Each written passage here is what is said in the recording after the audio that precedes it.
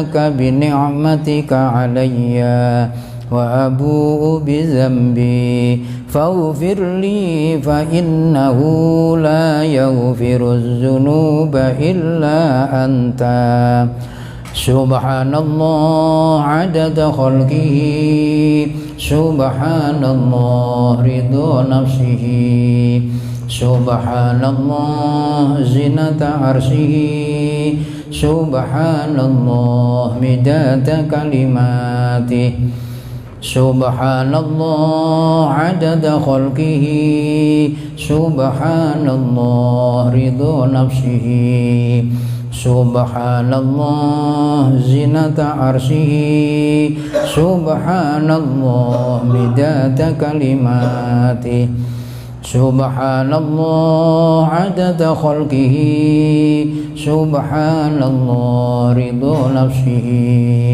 سبحان الله زنة عرشه سبحان الله مداد كلماته رضيت بالله ربا وبالإسلام دينا وبمحمد صلى الله عليه وسلم نبيا ورسولا رضيت بالله ربا وبالإسلام دينا وبمحمد صلى الله عليه وسلم نبيا ورسولا رضيت بالله ربا وبالإسلام دينا وبمحمد صلى الله عليه وسلم نبيا ورسولا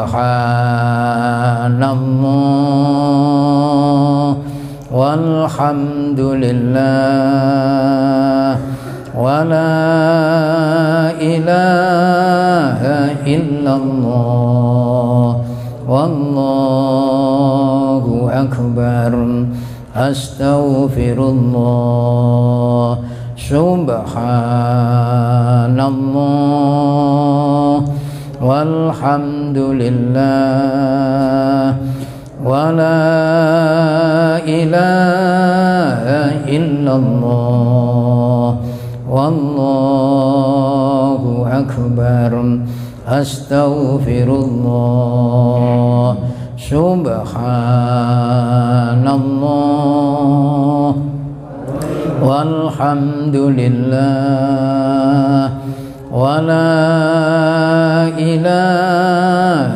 إلا الله والله أكبر أستغفر الله لا حول ولا قوة إلا بالله العلي العظيم الحمد لله رب العالمين بسم الله الرحمن الرحيم Assalamualaikum warahmatullahi wabarakatuh. Alhamdulillah, alhamdulillahillazi an'ama alaina bi nikmatil imani wal islam. Asyhadu an la ilaha illallah wahdahu la syarikalah wa asyhadu anna Muhammadan abduhu wa rasuluhu la nabiyya ba'dah. Allahumma sholli ala sayyidina wa maulana Muhammad wa ala alihi wa ashabihi wa man tabi'ahuda ila yaumil qiyamah. Qala Allah subhanahu wa ta'ala fi kitabihir rahmah. A'udzu billahi minasyaitonir rajim. Ya ayyuhallazina amanu dkhulu fis-silmi kaffah wa la tattabi'u khutuwatis syaiton innahu lakum aduwwum mubin. Wa qala an-nabiyyu sallallahu alaihi wasallam aslihu dunyakum wa'malu li akhiratikum ka'annakum tamutuna ghadan.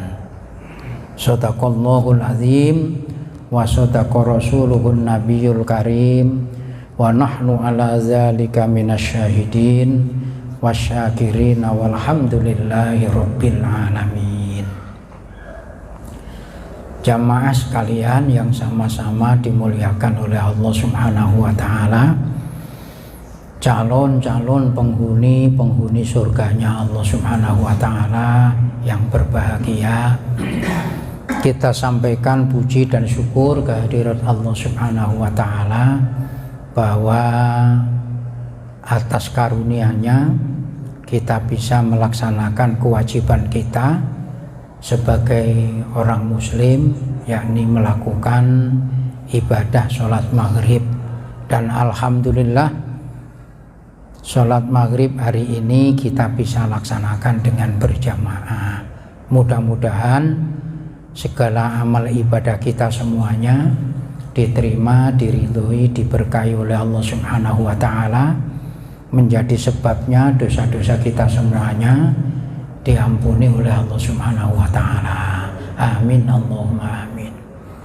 Saya baca dalam satu hadis Nabi, beliau berkata, manakala sampean berdiri hendak mengerjakan sholat, itu dosa-dosa sampean diletakkan di atas kepala sampean, diletakkan di atas pundak-pundak kalian semua, kita semuanya. Lalu ketika kita melaksanakan sholat, saat kita ruku, kata Nabi, maka berguguranlah dosa-dosanya. Ketika kita sujud, berguguranlah dosa-dosa kita. Nah, mudah-mudahan sholat kita tadi, baik yang sunat maupun yang wajib, menjadi sebabnya dosa-dosa kita semuanya diampuni oleh Allah Subhanahu wa ta'ala. Tapi dengan catatan, catatannya adalah sampean betul-betul mengakui bahwa sholat itu wajib yang datang dari Allah Subhanahu wa ta'ala. Sebab sekarang ini ada yang menyatakan bahwa sholat 5 waktu itu tidak wajib. Berbeda sampean tidak melakukan sholat.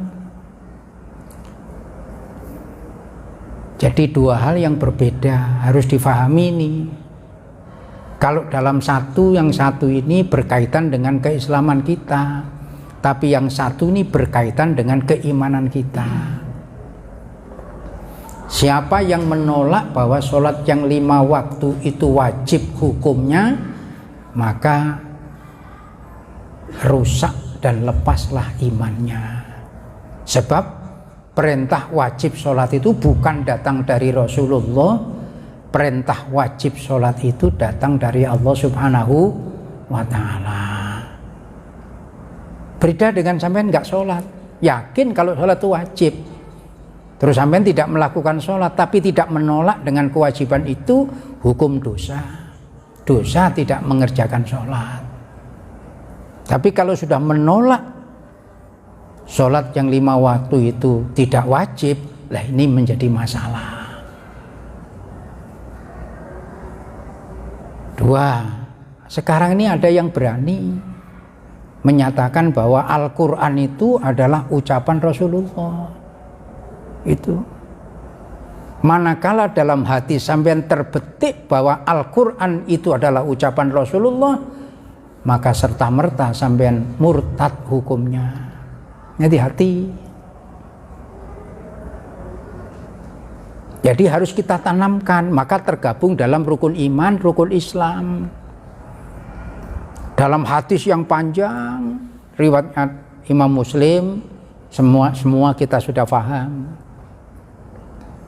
Ketika Rasulullah duduk-duduk bersama para sahabat Nabi, di antaranya di situ ada Sayyidina Sayyidina Umar, Rasulullah didatangi oleh malaikat Jibril.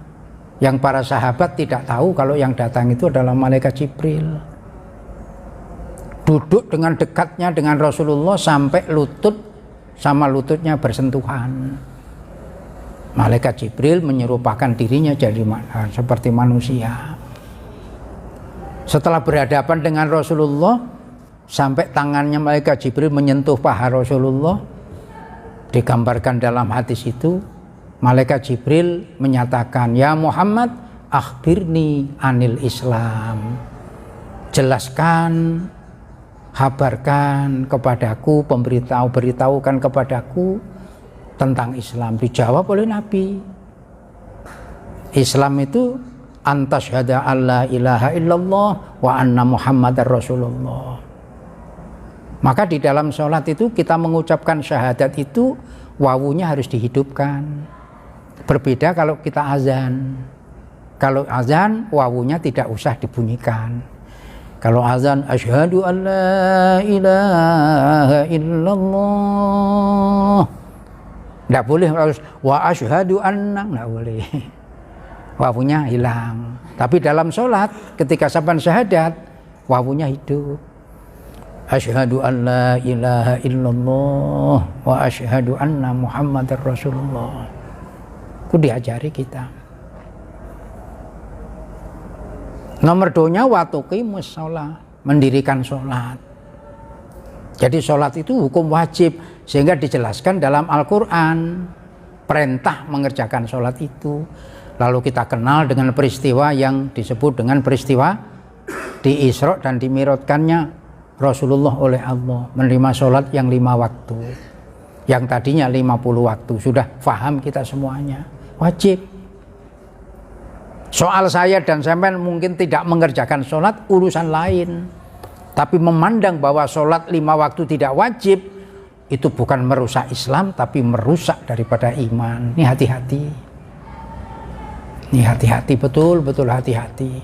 Sehingga saya dan sampean ini senantiasa menjaga keimanan kita, sebab dengan keimanan itulah yang kelak akan mengantarkan kita untuk mendapatkan keselamatan di sisi Allah Subhanahu wa taala. Tentu sesuai dengan kadar keimanan kita masing-masing. Kalau iman kita memang kokoh seperti yang dinyatakan oleh Al-Quran tadi, di mana kita manusia yang beriman dipanggil oleh Allah. Ini yang dipanggil khusus, bukan semua manusia, tapi khusus manusia yang beriman. Ya ayyuhalladzina amanu dkhulu fis-silmi kafah. Dipanggil. Kalau saya menyatakan diri sebagai orang yang beriman, maka di dalam bentuk menggunakan imannya, lah Islam itulah perilaku, masuklah dengan utuh, dengan sempurna. Ayat ini turun sebab musababnya adalah karena pada saat itu Sayyidina Umar menghadap kepada Nabi membawa lembaran-lembaran. Ditanya oleh Rasulullah, apa itu Umar? Umar menjawab, Taurat ya Rasulullah. Cabut oleh Rasulullah, diambil dengan paksa, dirobek. Wahai Umar, sekiranya Nabi Musa hidup di zamanku ini, maka dia akan mengikuti aku. Maka kitab-kitab sebelum Nabi Muhammad dengan adanya Al-Quran itu dimansuh, dihapus, kecuali sesuatu yang ditentukan oleh Rasulullah. Maka Al-Quran itulah penyempurna. Al-Quran itu penutup dari sekalian wahyu. Sesudah Al-Quran tidak ada lagi wahyu yang turun. Maka ketika ada yang menyatakan dirinya mendapatkan wahyu, itu pendustaan. Begitu juga diperintahkan kita haji. Berangkat haji ditentukan oleh Allah. Tidak boleh berangkat haji di Indonesia. Berangkat hajinya menuju ke Tanah Suci. Tanah Suci itu mana? Mekah dan Madinah.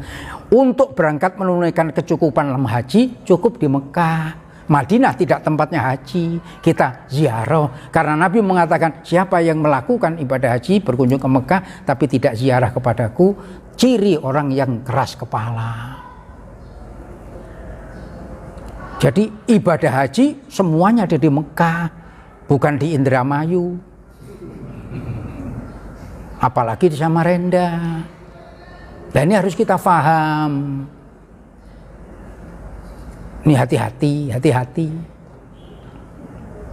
Semoga kita itu dikuatkan iman kita, sebab iman ini yang akan menyelamatkan kita. Sebesar apapun dosa kita, kalau iman kita masih terpatri di dalam hati kita, bakal diselamatkan oleh Allah Subhanahu wa taala. Sebanyak apapun kebaikan yang kita lakukan, tapi kalau iman kita tidak ada di dalam diri kita, amal kita tidak ada gunanya. Bernilainya amal seseorang itu apabila dibingkai dengan iman. Maka iman ini penting. Kita beriman kepada Allah, kita beriman kepada malaikat Allah. Tidak sedikit pun di dalam hati kita menolak terhadap makhluk Allah yang namanya malaikat. Sekalipun saya dan sampean tidak pernah melihat malaikat. Oleh karena itu kita beriman kepada yang gaib. Kita tidak pernah melihat malaikat, tapi percaya, yakin bahwa ada makhluk Allah yang namanya malaikat yang Allah ciptakan untuk diberi tugas, diantaranya mencatat amal baik dan amal buruk kita, diantaranya ada yang ditugaskan untuk mencabut nyawa kita, diantaranya ada yang ditugaskan untuk membagi rezekinya Allah, diantaranya ada yang ditugaskan untuk menanya hamba-hamba Allah yang ada di alam kubur, lalu kita kenal dengan malaikat mungkar dan nakir dan lain sebagainya. Kita percaya. Siapa yang menolak dengan keberadaan malaikat makhluk Allah, murtad itu imannya. Maka amal kita dicatat, kelak akan dipertontonkan kepada kita. Lalu Allah kabarkan kepada kita lewat Rasulullah. Kata Allah, walau taro izil mujrimuna nakisu ru'usihim inda rabbihim rabbana absorna wa sami'na farji'na na'mal sholiha inna muqinun. Nanti kalau sudah diperlihatkan itu. Sementara kita hidup di dunia merusak iman kita, penyesalan nanti kita.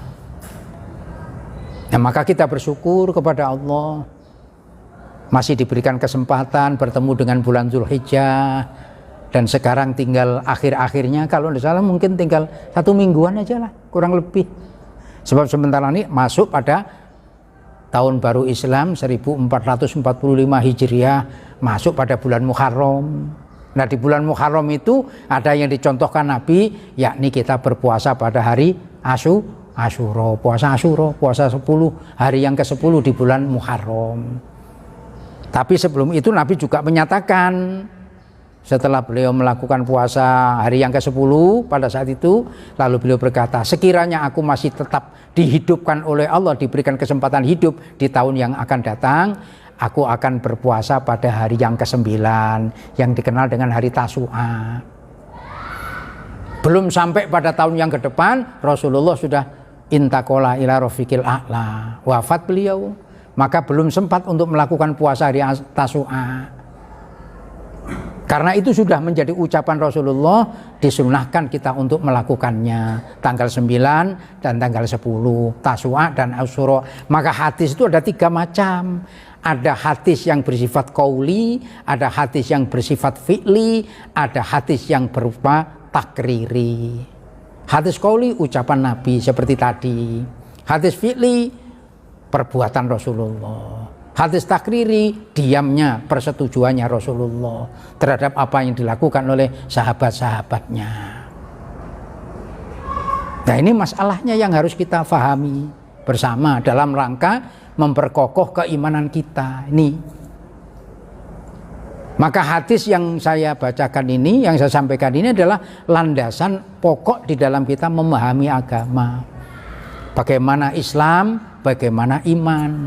Di dalam melakukan Islam, bagaimana mampu menempatkan Islam dalam perilaku tadi sampai pada batasan ihsan. Apa ihsan itu?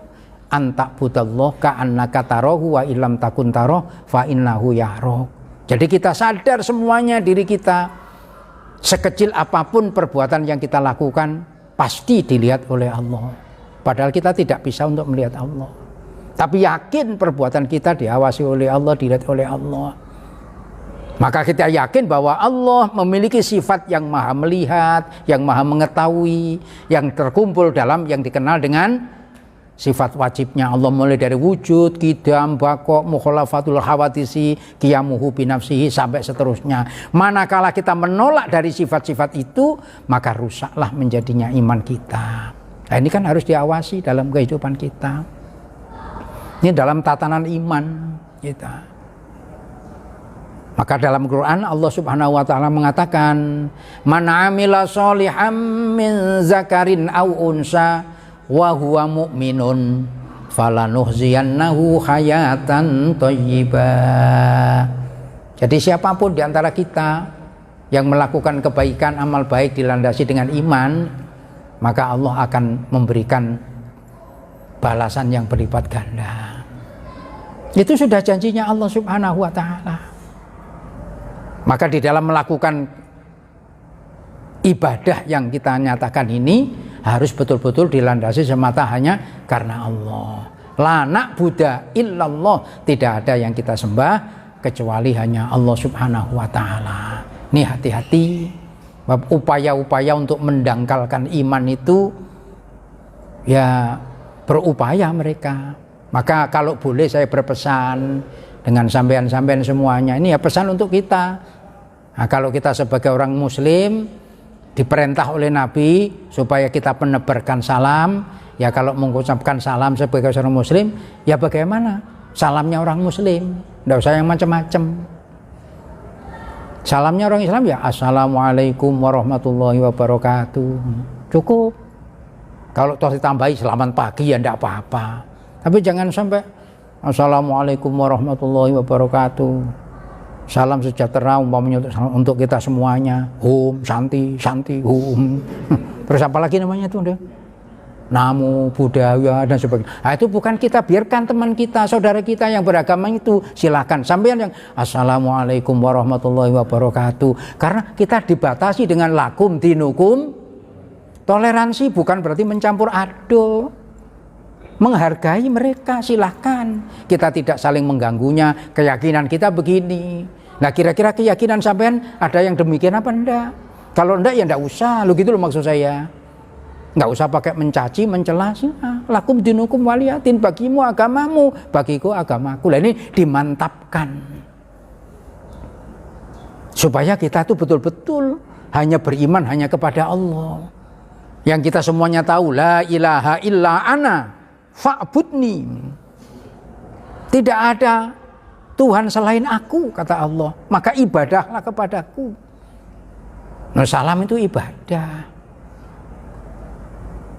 Karena salam itu doa.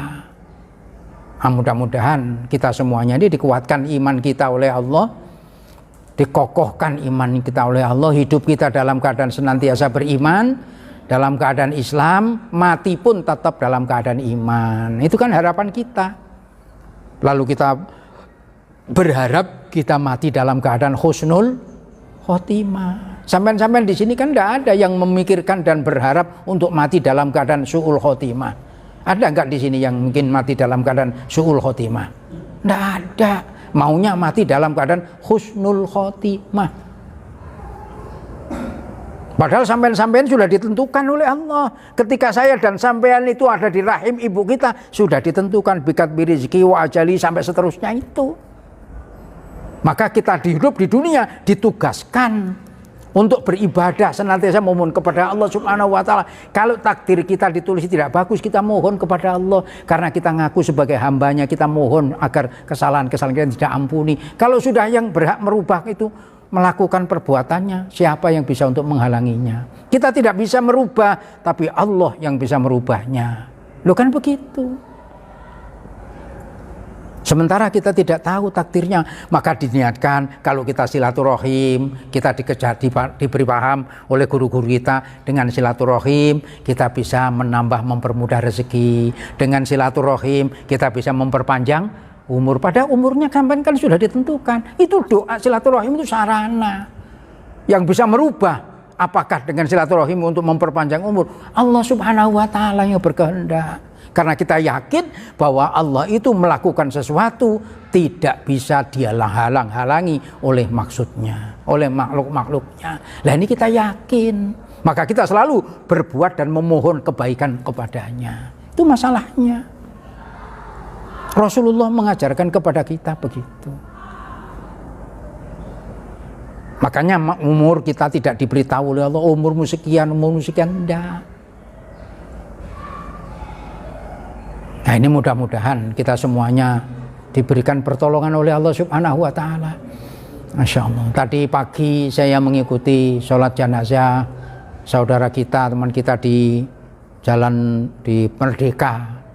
Kebetulan dia ketua bidang dakwah di Masjid Nurul Mukminin, Pak Muhammad Iksan. Usianya baru berjalan mungkin belum sampai 60 tahun, meninggal. Udah. Beberapa waktu yang lalu guru Mas'ud Badar Badri ya, Mas'ud. Nah, ya yang dekat ini di Gang 10 itu meninggal. Usianya sudah di atas 70. Beberapa waktu yang lalu sebelum ketemu dengan saya sama-sama melakukan sholat jenazah karena di Gang 10 juga ada yang meninggal. Sama-sama beliau yang memimpin sholat, lalu saya diminta untuk memimpin doanya. Enggak terasa tahu meninggal. Mungkin kita begini nih, masih duduk-duduk ini santai-santai nih. Tahu-tahu di rumah sudah ditunggu Israel, enggak tahu ya. Nunggu kedatangan sampean di rumah.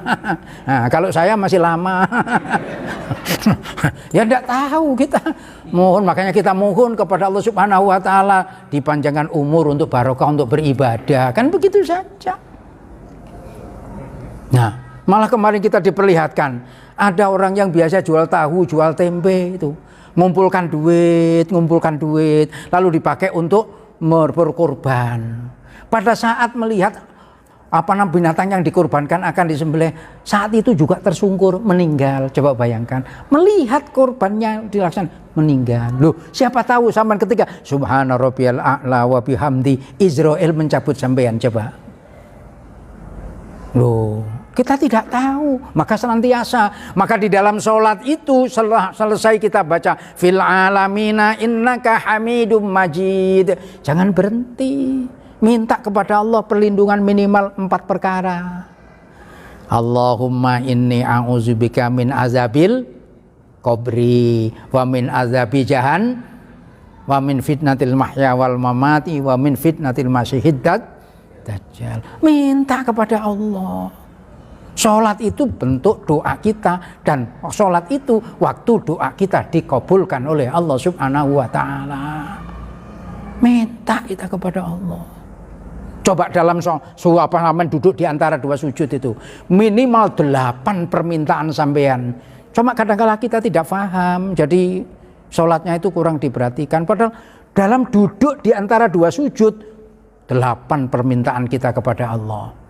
Rabbi firli warhamni wajburni warfa'ni warzuqni wahdini wa'afini wa'fu'anni. 8. Kira-kira apa ini? Apakah cuma ucapan Rabbi firli warhamni wajburni aja?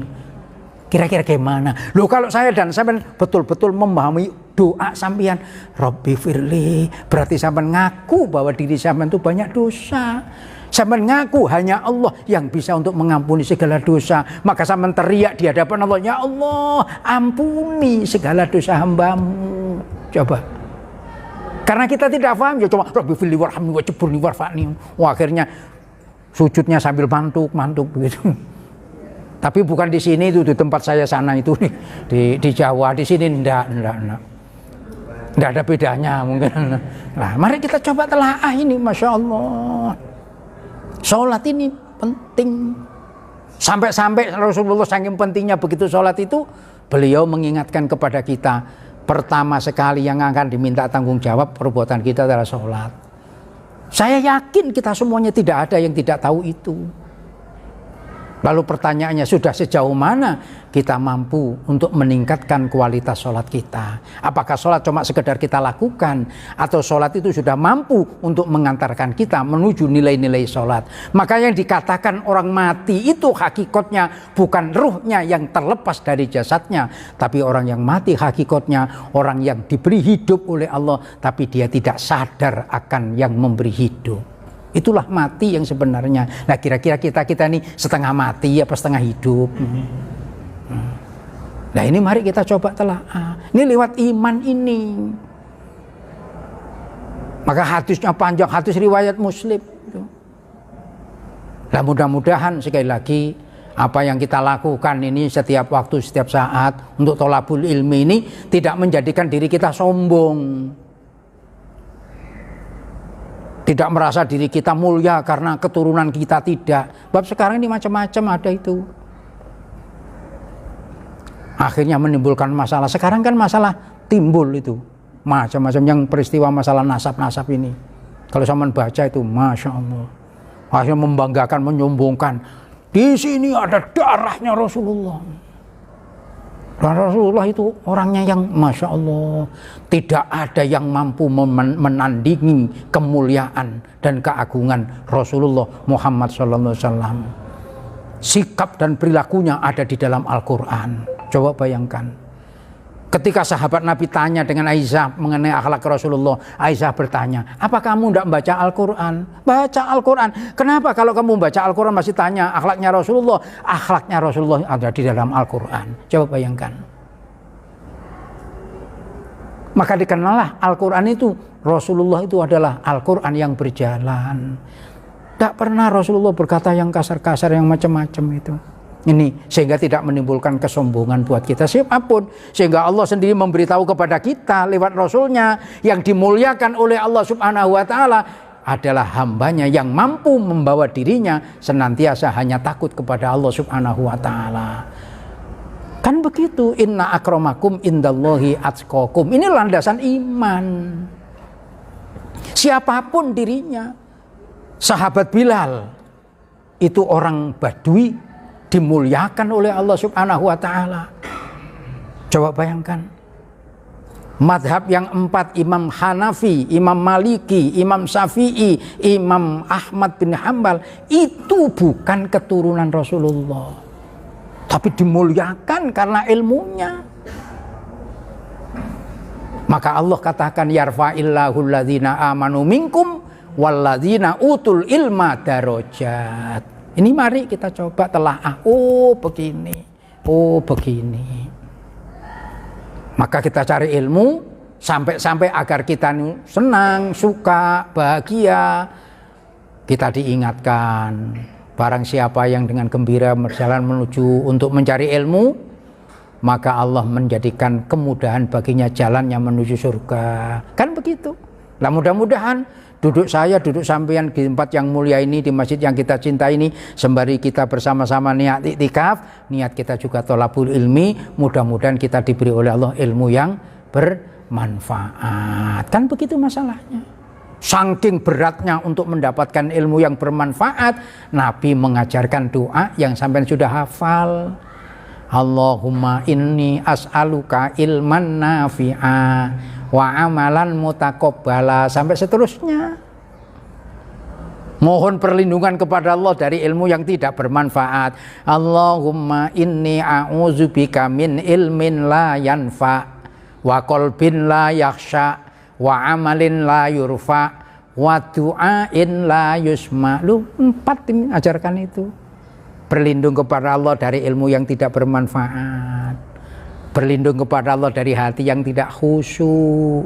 Karena munculnya kesombongan sehingga di dalam ibadah tidak khusyuk, mengaku dirinya lebih baik daripada yang lain, lebih mulia daripada yang lain. Itu bentuk-bentuk kesombongan, penyakit yang ada di dalam hati yang tidak disadari.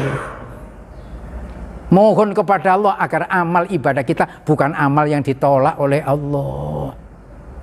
Minta kepada Allah supaya amal ibadah kita diterima oleh Allah. Kita mohon kepada Allah jangan sampai doa kita ditolak, tapi doa kita dikabulkan oleh Allah. Maka kita husnuzon kepada Allah, doa-doa kita pasti dikabulkan oleh Allah Subhanahu wa Ta'ala.